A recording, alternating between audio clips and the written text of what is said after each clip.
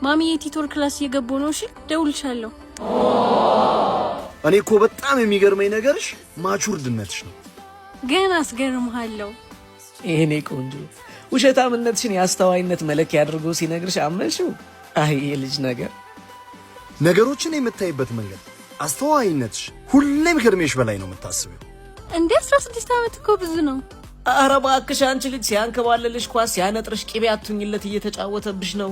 በጣም የሚያበሳጨው ግን ቤት ሁሉም እንደ ልጅ ነው የሚያዩ። እሱማ ሁላችንም ጋር።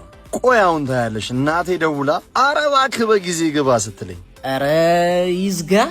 ምን አይነቱ ቀዳዳ ነው ይሄ ደግሞ? አሁን አንዲትን የ16 ዓመት ልጅ ለማባለግ ነው ይሄ ሁሉ ሳክስ? ሩም ይዤ ልምጣ የኔ ንግስት? ኦኬ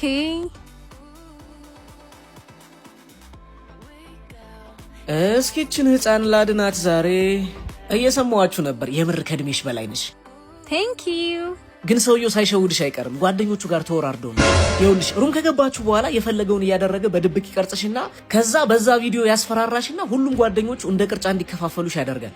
አንተ እንዴት አወቅ? ቅድም አንቺን እየጠበቀ ነው ሲያወራ የሰማሁት። ቆይ ለምን? ክፋት ነዋ። በዛ ላይ ወንዶች የወሲብ ስሜታችን አናታችን ላይ ሲወጣ መሰከስ አይደለም መቅረጽ አይደለም ልንደፍርም እንችላለን። የምናደርገውን አናውቅም። አስሬ ማቹርድ ነሽ ከእድሜሽ በላይ ነሽ የሚልሽን ራስሽን እንደ ትልቅ አይተሽ የሚፈልገውን ነገር እንድትሆኝለት ነው እንጂ እውነታው ቤተሰቦችሽም እንደሚሉሽ አንቺ ልጅና ገና ታዳጊ ነሽ። እኔም መጀመሪያ ማቹርድ ነሽ አልኩሽ እንድትሰሚኝ ስለፈለኩ ነው እንጂ ገና ልጅ ነሽ። አረ ማቹርድ እንኳን ነኝ። በዚህ ሰዓት ክርክር። እሺ ማቹርድ ነኝ ብለሽ ካሰብሽ ከዚህ ሰው ያምልጠሽ አሳይኛ። ምንድነው? እናቴ ሆስፒታል ገባች። አሁን ማቹርድ ነሽ። ምንድነው አንተ? እናቷን መኪና